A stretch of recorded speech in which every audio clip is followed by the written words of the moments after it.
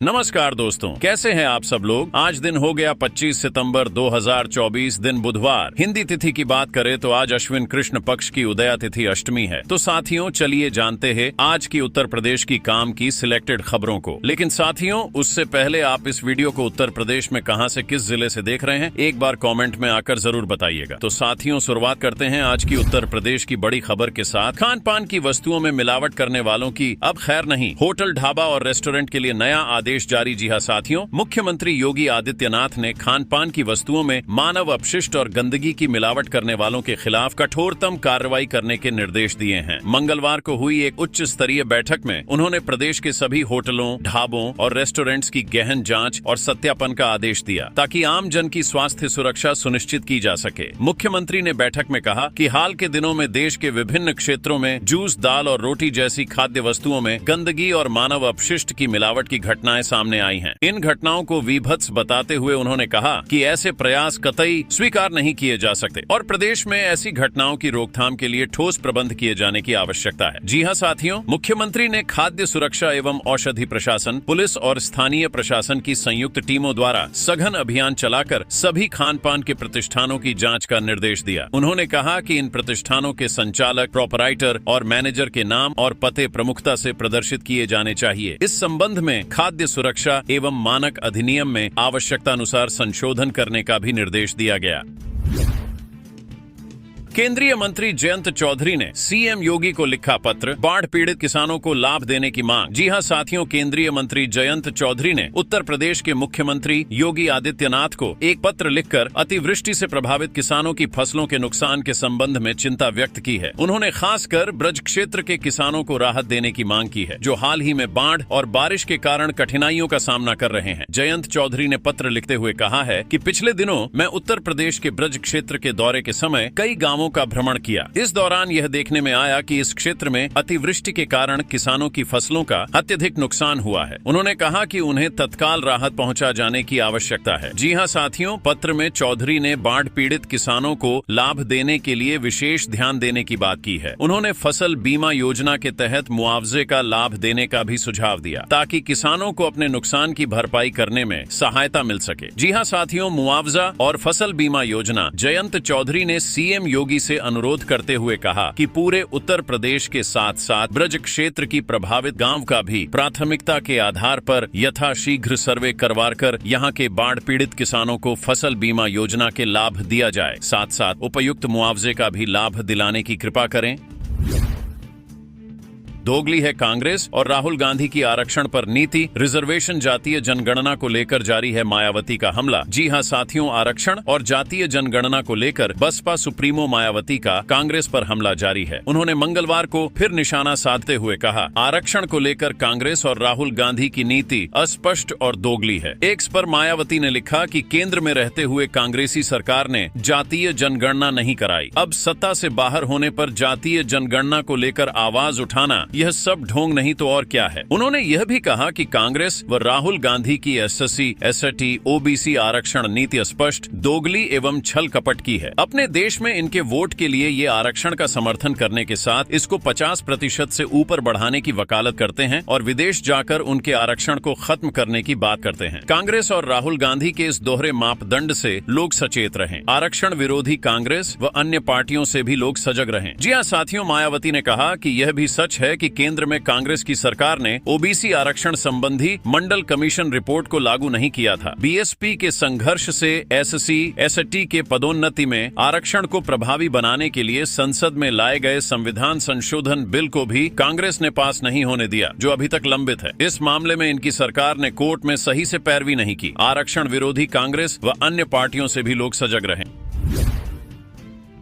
योगी सरकार 2.0 ढाई साल कैसे रहे, रोजगार और पेपर लीक को लेकर युवाओं का गुस्सा। जी हां साथियों, सीएम योगी के दूसरे कार्यकाल के 2.5 साल 25 सितंबर को पूरे हो रहे हैं। इस दौरान योगी के सामने कई चुनौतियां आईं। सबसे बड़ा मुद्दा बेरोजगारी का बना। पेपर लीक और कोर्ट में भर्तियों के फंसने की वजह से युवाओं का गुस्सा झेलना पड़ा। इसी कार्यकाल में लोकसभा चुनाव हुए और भाजपा को नुकसान उठाना पड़ा। 2019 में भाजपा के 62 सांसद थे, जो 2024 में घटकर 33 रह गए। योगी सरकार 2.0 के 2.5 साल 25 सितंबर को पूरे हो रहे हैं। दूसरी बार प्रचंड बहुमत से लौटे योगी इन 2.5 साल में और ताकतवर हो गए। मोदी के बाद उनकी सबसे ज्यादा चर्चा होती है। चुनाव में दूसरे स्टेट में उनकी सभाओं की मांग होती है। उनकी योजनाओं को मोदी सरकार से लेकर दूसरे राज्यों ने अपनाया।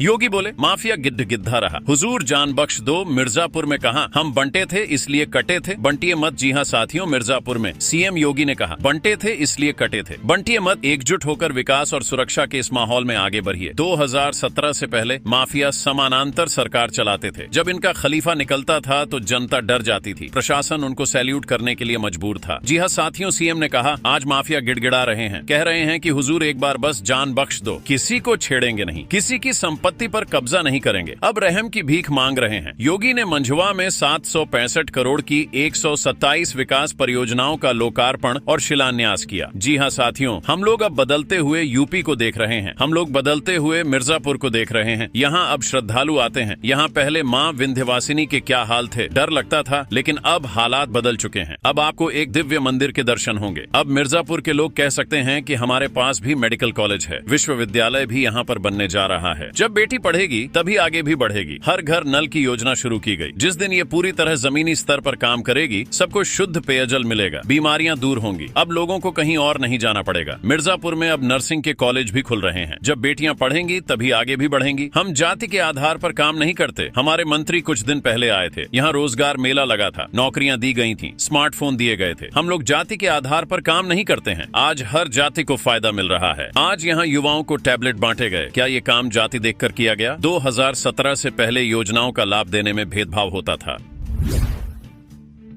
अयोध्या के स्कूल वाहनों के लिए सख्त निर्देश। अयोध्या में स्कूल वाहनों को लेकर सख्त निर्देश दिए गए हैं। जी हां साथियों, आरटीओ रथु सिंह ने कहा कि कार्यालय स्तर से ऐसे समस्त स्कूली एवं यात्री वाहन का रजिस्ट्रेशन रद्द कर दिया गया है जिनके कागज पूरे नहीं हैं। सभी को नोटिस भी जारी किया गया है कि वह जल्द से जल्द अपने कागज पूरे करवाएं, वाहनों की फिटनेस दुरुस्त कराएं। अयोध्या के स्कूल वाहनों के लिए सख्त निर्देश। आरटीओ रथु सिंह बोली, अभिभावक अपने बच्चों को फिट गाड़ी से ही भेजें, ड्राइवर कागज कंप्लीट कराएं। जी हां साथियों, आरटीओ रथु सिंह ने अभिभावकों से भी अपील करते हुए कहा कि वह अपने बच्चों को फिट गाड़ियों में ही बैठाएं। ऐसे स्कूली वाहन जो मानकों के अनुरूप संचालित हो रहे हैं उसी से स्कूल भेजें। आरटीओ रथु सिंह ने कहा कि अयोध्या जनपद में बड़े स्कूली वाहन अनफिट पाए गए हैं, जिनमें 130 वाहन फिटनेस करा चुके हैं। वर्तमान में 236 वाहनों का पंजीयन निलंबित है, 02 वाहनों का पंजीयन निरस्तीकरण एवं 08 चाहन पर समर्पण की कार्यवाही की जा चुकी है। ऐसी वाहनों के वाहन स्वामी को लगातार दूरभाष से एवं बैठक आदि के माध्यम से फिटनेस कराने हेतु प्रेरित किया जा रहा है। इसी तरह 77 यात्री वाहनों का पंजीयन निलंबित है व 19 यात्री बसों का पंजीयन निरस्त किया जा चुका है। आरटीओ ने बताया कि कई ऐसे स्कूल हैं जो बार बार परमिट नवीनीकरण फिटनेस की नोटिस प्रेषित करने के बाद भी परमिट नवीनीकरण फिटनेस हेतु आवेदन नहीं कर रहे हैं। अतः ऐसे विद्यालय शिक्षण संस्थान निगमों की अवहेलना कर अपने दायित्वों से भाग रहे हैं, जो बेहद चिंताजनक है। राह चलते बुजुर्ग पर स्प्रे करने वाले रीलबाज गैंग पर एफआईआर। झांसी में पुलिस के लपेटे में आए तीनों आरोपी लड़के। जी हां साथियों, साइकिल सवार बुजुर्ग के साथ अभद्रता कर चेहरे पर स्नो झाग स्प्रे डालने और रील बनाकर वायरल करने वाले 3 युवकों पर झांसी के नवाबाद थाने में केस दर्ज किया गया है। नंदनपुरा के रहने वाले कांशीराम प्रजापति की शिकायत पर केस दर्ज किया गया है और एक आरोपी को पुलिस ने गिरफ्तार किया है। पिछले कई दिनों से यह वीडियो सोशल मीडिया पर वायरल हो रहा था और पीड़ित बुजुर्ग के परिजन भी इन युवकों की तलाश कर रहे थे। सोशल मीडिया पर लोग इस वीडियो को बनाने वाले युवकों पर कार्रवाई की मांग कर रहे थे। जी हां साथियों, कांशीराम प्रजापति ने नवाबाद थाने में शिकायती पत्र देकर बताया कि 19 सितंबर की शाम साइकिल पर सवार होकर घर की ओर जा रहे थे। चित्रा चौराहे के पास अचानक आए बाइक सवार 3 युवकों ने उसके चेहरे पर स्नो झाग से स्प्रे कर दिया। इससे उसकी आंखों में जलन होने लगी। उलाहना देने पर लड़ीडीएचको ने उसे धक्का देकर गिरा दिया। इसके बाद युवकों ने वीडियो को सोशल मीडिया पर वायरल कर दिया। वृद्ध ने घर पहुंचकर परिजन को घटना की जानकारी दी और युवकों की तलाश शुरू की। यूपी की यूनिवर्सिटीज का सिस्टम ही बदलने जा रहे योगी आदित्यनाथ। जी हां साथियों, उत्तर प्रदेश की योगी सरकार ने राज्य के विश्वविद्यालयों को राष्ट्रीय और अंतर्राष्ट्रीय स्तर पर प्रतिस्पर्धी बनाने की दिशा में एक और ऐतिहासिक कदम उठाया है। इसके तहत योगी सरकार प्रदेश के 8 प्रमुख विश्वविद्यालयों में कुल 98 सेंटर ऑफ एक्सीलेंस की स्थापना करने जा रही है। सरकार की इस पहल का उद्देश्य उच्च शिक्षा के क्षेत्र में शोध, नवाचार और गुणवत्तापूर्ण शिक्षण को बढ़ावा देना है, जिससे छात्रों और शिक्षकों कृषकों को न सिर्फ भविष्य की चुनौतियों से निपटने में सक्षम बनाया जा सके बल्कि इसके अनुरूप तैयार किया जा सके। इसके लिए सरकार द्वारा वित्तीय वर्ष 2024-25 के लिए विश्वविद्यालयों को कुल 03,88,77,800 रुपए की धनराशि स्वीकृत की गई है। इस धनराशि से छात्रों और शिक्षकों को अत्याधुनिक सुविधाएं उपलब्ध कराई जा सकेंगी। जी हां साथियों, प्रदेश के उच्च शिक्षा मंत्री योगेंद्र उपाध्याय ने कहा कि योगी सरकार प्रदेश के विश्वविद्यालयों को वैश्विक मानकों के अनुरूप तैयार करने के लिए प्रतिबद्ध है। सेंटर ऑन एक्सीलेंस की स्थापना से न केवल छात्रों को शोध और तकनीकी विशेषज्ञता के क्षेत्र में नई संभावनाएं मिलेंगी बल्कि यह विश्वविद्यालयों की शैक्षिक गुणवत्ता में भी सुधार लाएगा। उन्होंने कहा कि सरकार का उद्देश्य प्रदेश के युवाओं को एक ऐसा मंच उपलब्ध कराना है जहां वे विश्व स्तरीय शिक्षा और संसाधनों का लाभ उठाकर अपने करियर को नई दिशा दे सकें।